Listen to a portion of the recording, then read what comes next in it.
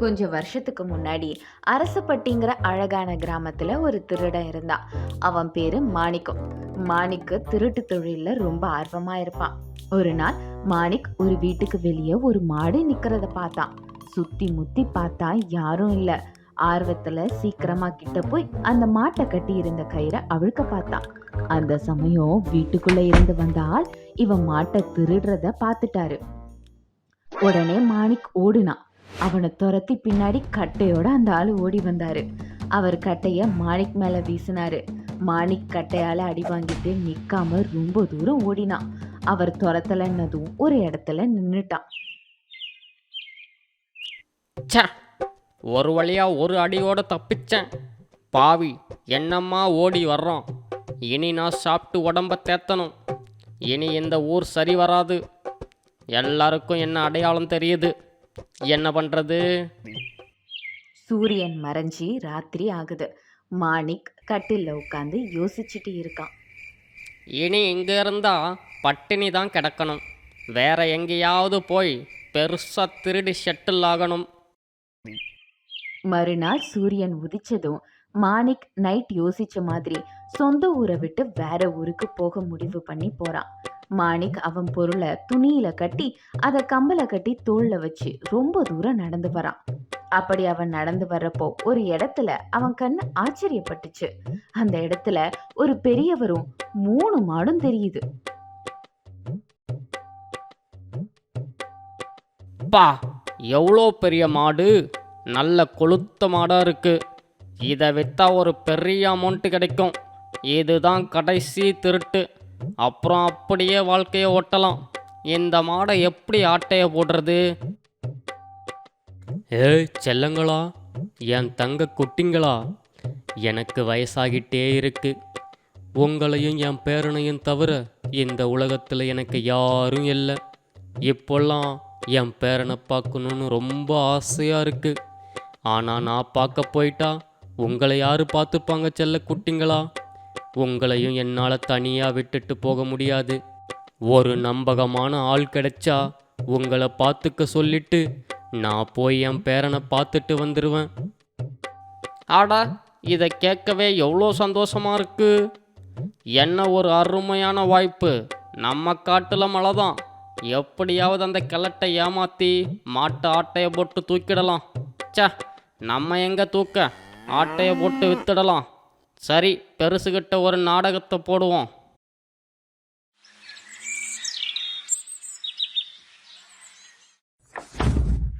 ஐயா பெரியவரே, நான் ரொம்ப தூரத்திலிருந்து வர்றேன். இந்த கிராமத்துக்கு வந்து 2 நாள் ஆச்சு ஐயா. ஒன்றும் சாப்பிடலைங்க. ரொம்ப பசிக்குது ஐயா. உங்களை பார்த்தா ரொம்ப நல்லவர் மாதிரி இருக்கு ஐயா. ஏதாவது வேலை இருந்தா கொடுங்க ஐயா. உங்களுக்கு புண்ணியமாக போகும் ஐயா. சரி சரி, மேலே எந்திரிப்பா. உனக்கு என்ன வேலை தெரியும்?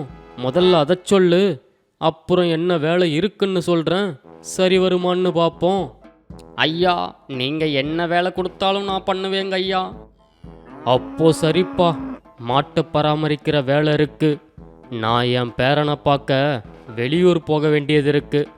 இந்த மாட்டை நல்லா கவனிச்சுக்கணும். நானும் அதுக்கு தான் ஒரு நம்பகமான ஆளை தேடிட்டு இருந்தேன். சரி, உன் பேர் என்னன்னு சொல்லு. ஐயா, என் பேர் மாணிக். எனக்கு இன்னொரு உதவி பண்ணுவீங்களா ஐயா? தங்கறதுக்கு இடம் வேணும். கொடுத்தா இன்னைக்கே வேலையை ஆரம்பிச்சிடுவேன். சரி, அப்போ இன்னைக்கே வேலையை ஆரம்பி. எங்கேயே தங்கிக்கோ. ஏய், இங்கே பாருங்க, லுலு புழு துளு, இவன் மாணிக். உங்களை நல்லா பார்த்துப்பான். நான் பேரனை பார்த்துட்டு சீக்கிரம் வந்துடுவேன். மாணிக், நல்லா கேட்டுக்கோ. நீ சரியாக என் மாட்டை பார்த்துக்கலன்னா என்னை பார்க்க நல்லவன்னு சொன்னல, அதுக்கு பதிலாக என்னோட இன்னொரு முகத்தை பார்க்க வேண்டியதாக இருக்கும். பார்த்து ஜாக்கிரதையாக இருந்துக்கோ மாணிக். ஐயா, நான் நல்லா பார்த்துப்பேன். என் வேலையை சரியாக செய்வேங்க ஐயா. கவலைப்படாமல் நீங்கள் போயிட்டு வாங்க. என்ன நம்புங்க ஐயா. கொஞ்ச நேரம் கழிச்சு மாடெல்லாம் கத்துது. மாட்டுக்கு புல்லு வைக்க மாணிக் போறான். ஆடா, அந்த கிழட்டு மேலே இந்த மாட்டுக்கெல்லாம் என்ன பாசம் இருக்கு. இப்படி அழுவுது. மனுஷங்க நம்ம தான் ரொம்ப மோசம் போல. வாயில்லா ஜீவனுங்க நம்மள மிஞ்சுது. ச்ச! ஏய் லுலு, சும்மா கத்திட்டு அழுதுட்டே இருக்கக்கூடாது, இல்லை அடி வெளுத்துடுவேன். இந்தா இந்த புல்ல தின்னு. இந்த மாட்டை எப்படி ஆட்டைய போடுறது? இந்த ஊரில் அந்த பெரியவரை எல்லாருக்கும் தெரியும். அப்போ இங்கே மாட்டை விற்றா அவ்வளவுதான், தர்ம அடி கிடைக்கும். பா, இப்போ என்ன பண்ணுறது? டேய் மாணிக், நீ மாட்டை பார்க்குறதால அண்ணாமலை ரஜினி இல்லை, நீ மாணிக் பாஷா ரஜினி மாதிரி யோசிக்கணும். ஒரு வழி இருக்கு, அப்படி பண்ணாதான் வேலைக்கு ஆகும். மாணிக்குடா. மாணிக் இப்படியே யோசிச்சுட்டு இருக்கும்போது சூரியனும் மறைஞ்சு அடுத்த நாள் சூரியன் வந்து பொழுதும் விடியுது. காலையிலேயே மாணிக் அந்த 3 மாட்டையும் கூட்டிட்டு வேற ஊர் சந்தைக்கு ரொம்ப தூரம் கூட்டிட்டு போனான்.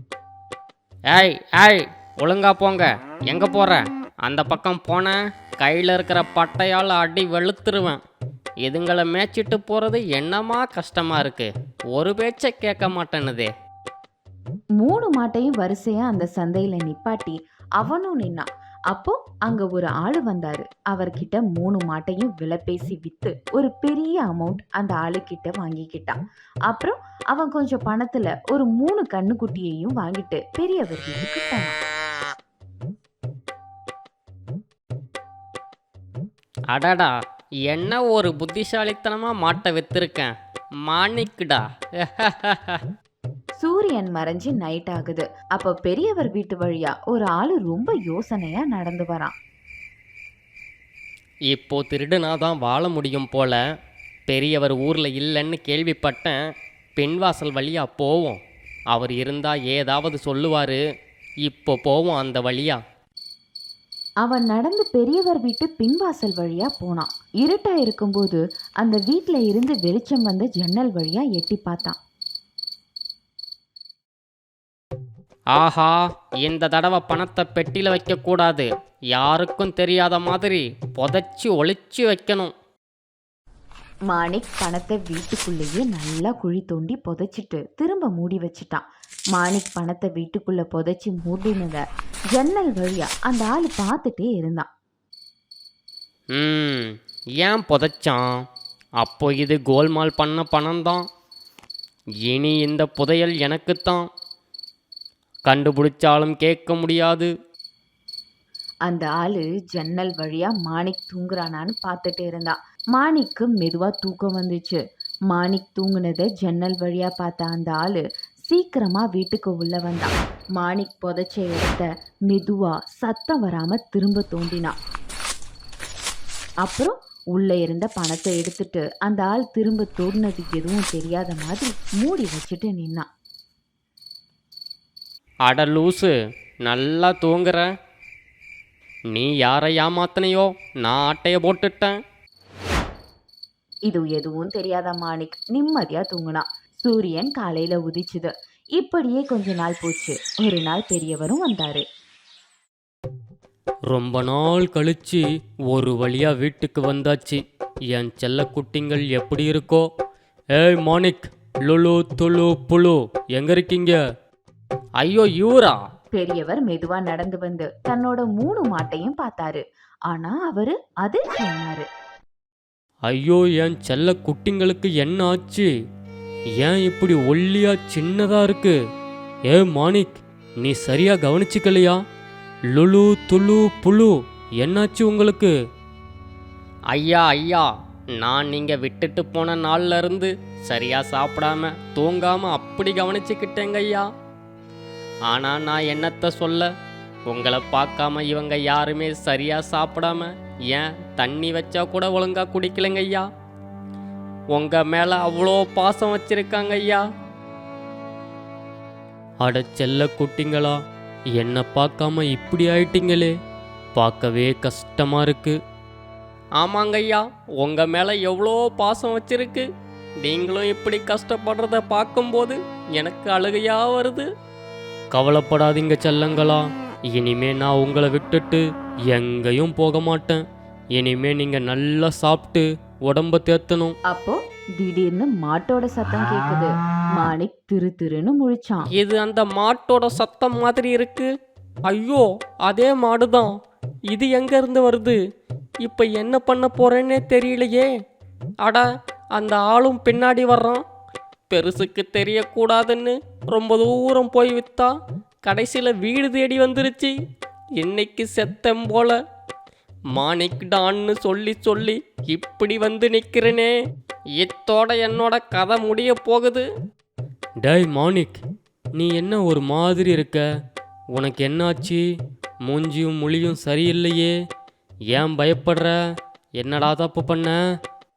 இங்க அந்த மாடு வேகமா பெரியவர்கிட்ட வருது. ஏ கொளுத்த மாடே, நெல்லு நெல்லு, மூச்சு வாங்குதே. அப்பாடா, அட நீங்களா? நல்லா மாட்ட வித்தப்பா நீ. ஒரு இடத்துல நிற்க மாட்டேங்குது, ஒரே ஓட்டம். என்ன மாட்ட வித்தையும் கொளுத்த மாடுன்னு வாங்கினா இப்படி அலைய விடுது. இவ்வளோ பாசமாக அந்த மாட்டுக்கு உங்கள் வீட்டுக்கே வந்து நிற்குது. டேய் மாணிக், என்னடா இந்த ஆள் ஏதேதோ கதை சொல்கிறாரு. ஒழுங்கா உண்மையை சொல்லு. என்ன மன்னிச்சிடுங்க ஐயா, நான் பேராசப்பட்டு நீங்கள் இல்லாத நேரமா அந்த 3 மாட்டையும் வித்துட்டேன். உங்களுக்கு சந்தேகம் வரக்கூடாதுன்னு தான் 3 கண்ணுக்குட்டியை வாங்கிட்டு வந்தேங்க ஐயா. மன்னிச்சிடுங்க ஐயா. தம்பி பாருங்க, நான் என் மாட்டை யாருக்கும் விற்க மாட்டேன். நான் இல்லாத நேரமாக பார்த்து இந்த ராஸ்கல் இப்படி பண்ணிட்டான். டேய் மாணிக், நீ அவர்கிட்ட வாங்கின காசை திருப்பி கொடுடா ராஸ்கல். இல்லைன்னா தொலைச்சிடுவேன். மற்றதை அப்புறம் பேசிக்கலாம். முதல்ல நீ பணத்தை கொடுடா. ஐயா, நான் அந்த பணத்தை ஒளிச்சு வச்சிருந்தேன். இதோ போய் எடுத்துட்டு வரேங்க ஐயா. மாணிக் அடிச்சு பிடிச்சு ஓடி போறான் பணத்தை எடுக்க. திருடன பணத்தை இங்கே தானே ஒளிச்சு வச்சேன். மாணிக் வேகமா மண்ணை தோண்டி பணத்தை தேடுறான். ஆனா உள்ள ஒண்ணுமே இல்லை. ஐயோ, பணத்தை காணோம். இங்கே தானே வச்சேன். ஐயோ, எல்லாம் போச்சா? இப்போ நான் என்ன செய்வேன்? திருடன பணத்தையே திருடிட்டாங்களே. திருடங்கிட்ட இருந்தே பணத்தை ஆட்டைய போட்டுட்டாங்களே. மாணிக்கு அழுகையா வருது. கொஞ்ச நேரம் கழிச்சு மாணிக் வெறும் கையை வீசிட்டு பெரியவர்கிட்ட வர்றான். என்னடா வெறுங்கைய வீசிட்டு வர? ஐயா, ஒளிச்சு வச்ச பணத்தை திருடிட்டாங்க ஐயா. உங்க புள்ள மாதிரி நினைச்சு என்ன மன்னிச்சிடுங்க ஐயா, என்ன மன்னிச்சிடுங்க. என்னைக்கு உன்னை வெளுக்காம விட மாட்டேன்டா. ஐயா மன்னிச்சிடுங்க, இனிமேல் இப்படி பண்ண மாட்டேன். ஐயா வேண்டாம். ஐயோ அப்பா வலிக்குது, என்னை விட்டுடுங்க சாமி, வேண்டாம். ஐயோ அம்மா, போச்சே, எல்லாம் போச்சே.